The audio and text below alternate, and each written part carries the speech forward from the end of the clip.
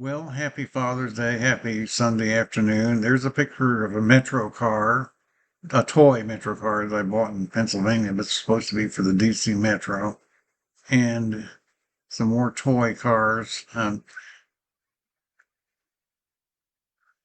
And Have a few things to cover today. Um, mainly, mainly want to go over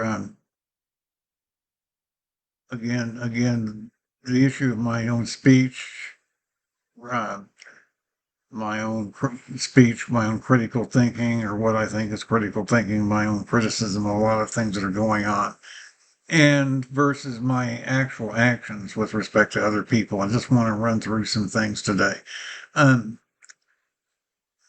I have, if you go back to about October of 1996, that was when America Online enabled FTP and enabled people to actually start posting text, unlimited text on their own accounts online for anyone in the world to find. And soon, people were starting to have their own domains, and pretty soon, with Web 1.0, somebody that was deliberate at it with an issue, like I was with gays in the military, and later on with Child Online Protection Act, could start to develop a reputation just with search engines and without any gatekeeping.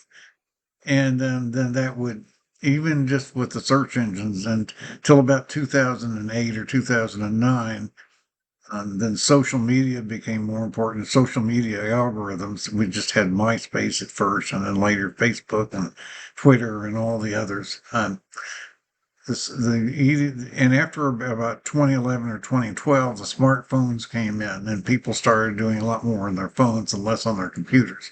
A lot of my visibility came with just even desktop computers and laptops, in older days when, and it was a lot more driven by text than images and videos. Um, the issues, though, the risk was always had to do with the possibility of putting things up in front that minors shouldn't see without any gatekeeping and attracting risk to oneself, which became more of a concern gradually with time. Um, to the point, that if you didn't have a good reason for doing something, you might be asked to stop, in your home, maybe your home insurance company would ask you to stop or something there, or maybe your family would. I mean, you could draw attention to yourself and others, even before cancel culture started coming around in the latter part of the last decade. There were problems, there were issues all the way back to the late 90s, but we generally weren't nearly as sensitive about them in the beginning, particularly the possibility of conflict with your employment, and particularly the military and particularly teachers and things like that. There were things. I've talked about my own partial shutdown in the past, back in 1991, with a blog post. And I can give you that. And I've also talked about it here on another WordPress blog about exactly how I'm doing things now. Um, and keep, keep on having to find things. Let me just run real quickly through again the biggest risk to free speech, you know, um, had to do with the proposal to sundown Section 230 at the end of 2025. I've talked about that before.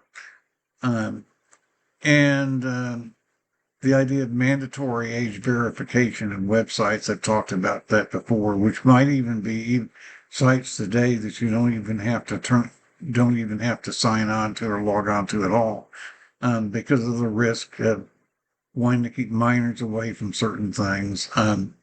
The recent controversy over a lot of material in the LGBTQ, and of course, whether those two should all be conflated, has become a very aggravating factor in the last few years, which has led to more concern about keeping things away from children, keeping things away from libraries, and keeping them out of curricula, but particularly even keeping and being shown to children by web without age verification.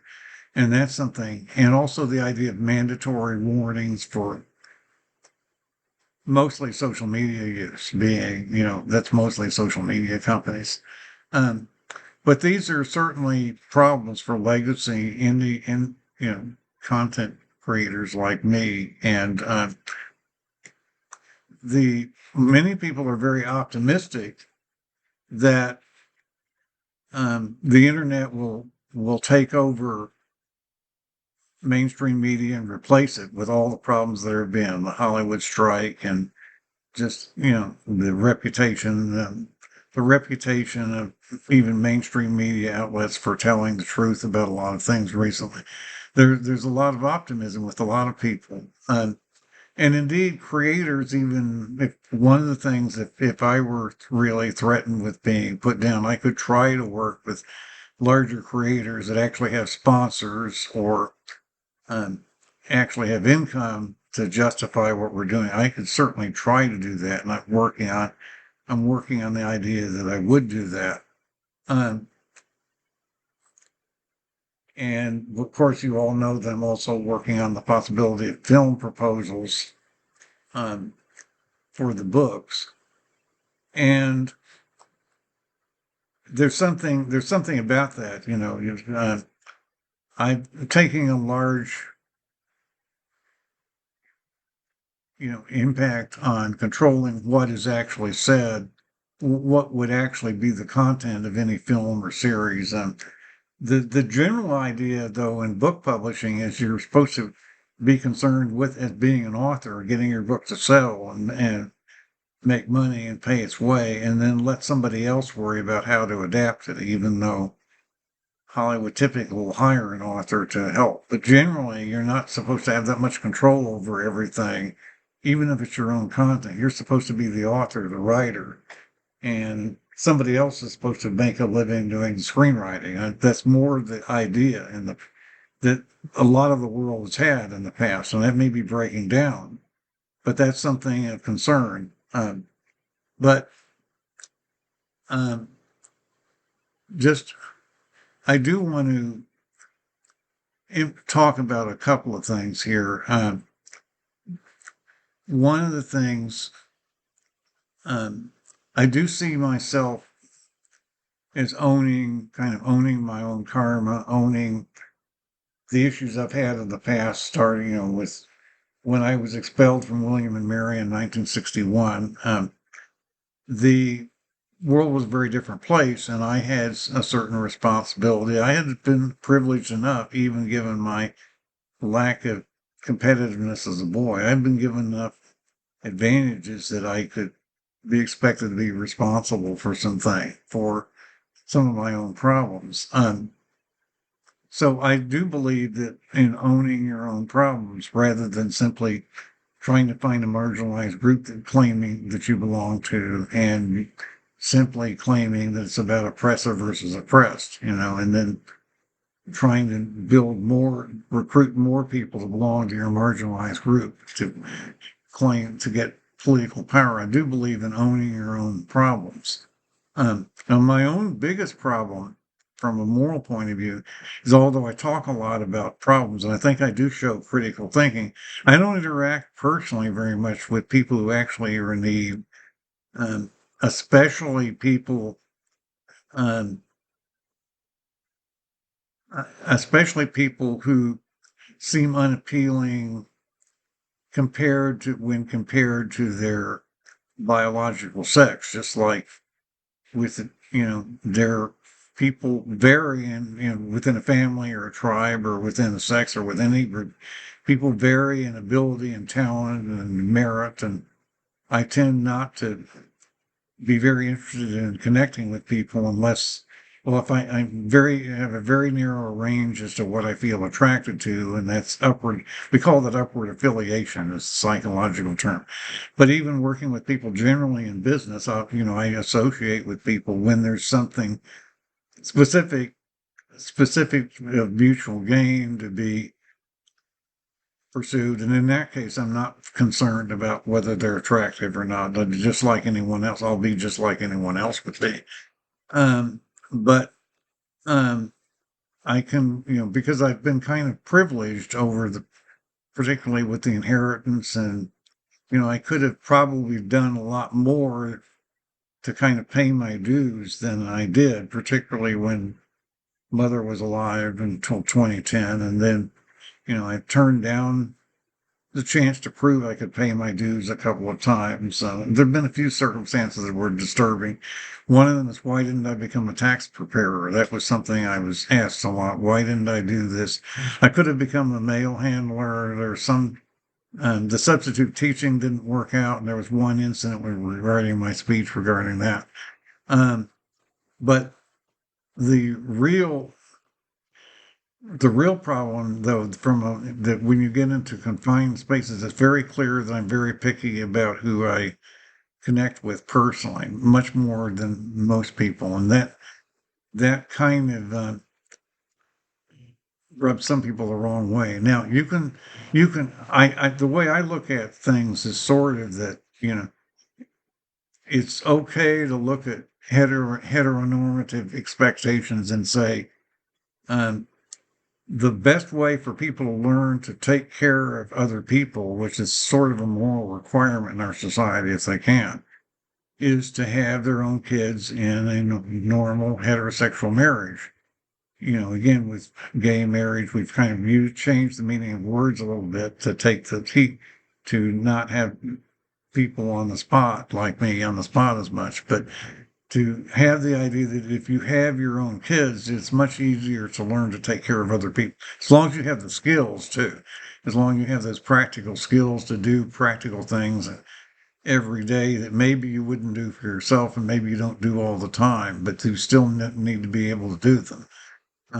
Something when you're growing up that I wasn't real good at, to kind of have skin in the game. The problem with society, depending on that too much, is society can become tribal. You can have a zero-sum game kind of thing where one tribe then goes to a war with another, or one country or nationality.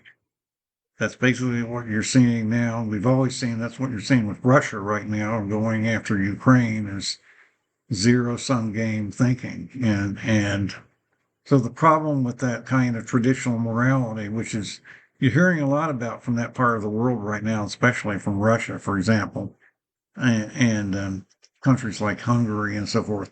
The problem with that kind of the world is it doesn't take care of the fact that groups of people will decide that there's not enough to go around for everybody, and one tribe will attack another one and try to take its land and resources, or one country will, so that there's more for its tribe, and then it'll try to enforce, heterosexual morality and heteronormativity within its own tribe as a moral basis for its own survival. And you're also seeing that between religious groups, between evangelical Christianity sometimes, and of course Islam, radical Islam, which is very conservative, and sometimes Judaism. Of course, you're also seeing ideas like colonialism. You're seeing the Hamas issue and why the left is supporting Hamas, and you're seeing a lot of crazy things right now. But the challenge for people who aren't inclined to have their own children is to find ways to become involved with other people creatively and sort of establish their own social credit as individuals, and stay away from the left's determination to plug everybody back into a group as either an oppressor or oppressed. Critical social justice theory. The only answer to that is to have your own individual social credit worthiness. And yes, I have something to answer for on that. Somebody like me is sort of like, well, like in the military, there's a term, forward observer. I'm sort of looking at other cultures and sort of on the edge of it. It's still sort of normal in the way I behave, but it's a creative challenge. And Paul Rosenfeld used to call it creativity for particularly psychologically feminine personalities. We talked about in the last one, to find ways to help provide for other people when it's outside the boundaries of normal social credit or social acceptability and social support. That was the word he used, social support all the time. Um, the idea of being involved with others intimately on the basis of need might be a spiritual importance. It might be have a lot to do with whether you have an afterlife or not, or where how it seems like all the NDEs are about experiences with loved ones. And I don't really have a lot of those. So, because I don't interact with people that way very much. So there's something about this fifth dimension and the way cosmic souls and work and so forth, that there may be something to this, that may be quite real, that there is a kind of afterlife that we're just starting now to get a grip on. Um, Upward affiliation, which is kind of what I talked about, in a closed space, it can seem very malignant. Particularly outside of the military, within the military, with a closed space, there's enough military discipline to keep it at bay, even if you're on a submarine or something. But um, in a dorm, at least one in 1961, somebody having the kind of attitude I have of being very picky and resisting participation in things draws suspicion and increases tension among others. And that was part of the problem that led to my expulsion.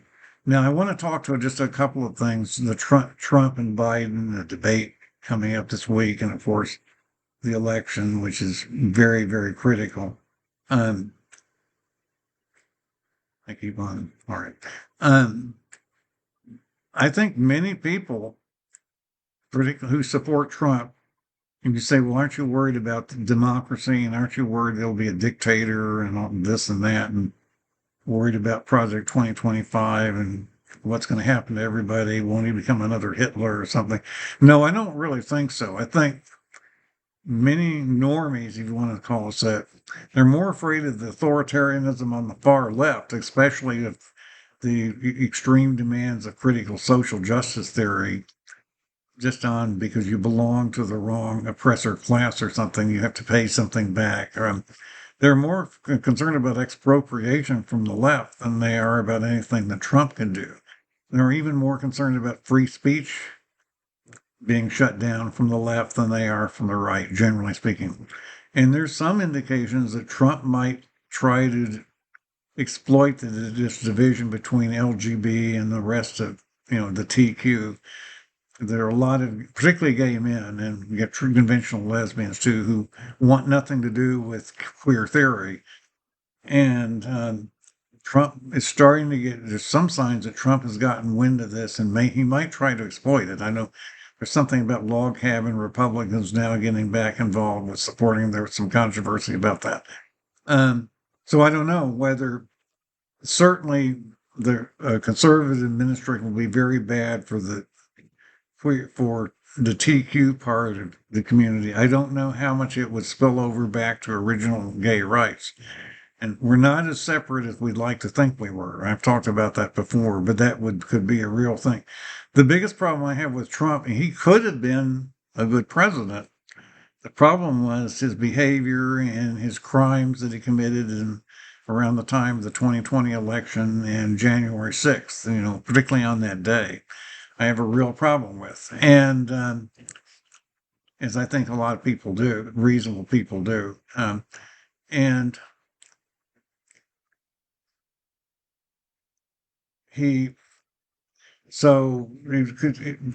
I long bought the narrative. It would be very dangerous if he won re-election. The criminal case that he was convicted of was actually more about the 2016 election, but it sort of is a proxy for really trying to convict him for January 6th and some of the other stuff. So that's the stuff I wanted you to think about today. I'll give you some links of the other things I've said about this. I had a similar video on, I think, December 23rd, 2023, and a couple of blog links and a couple of articles. I'll give you some things to look at. And I do thank you for listening this Sunday afternoon.